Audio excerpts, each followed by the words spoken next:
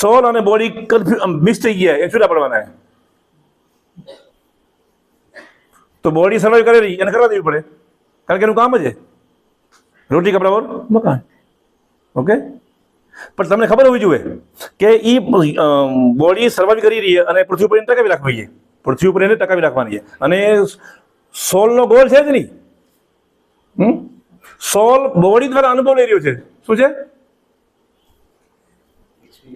હા, સોલને કાંઈ કરવું, સોલને ખાલી એમ જોવું કે ધંધામાં ખોટ કેમ જાય એ એને જોવું તો ખોટ ગઈ, પૈસા કેમ કમાવાય એ જોવું તો એને જોઈ લીધું, કરોડપતિ કેમ બનાવાય એ જોવું તો કરોડપતિ બની ગયા, ભિખારી કેમ બનાય એ એને જોવું તો ભિખારી બની ગયા.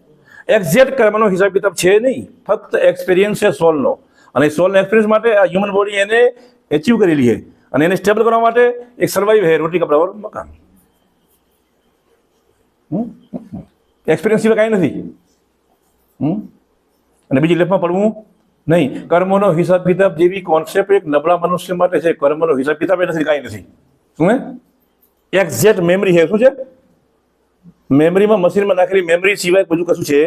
મેમરીને ડિલીટ મારી શકાય છે, મશીનને ફોર્મેટ પણ મારી શકાય અને નવો ઇન્સ્ટોલમેન્ટ કરી શકાય.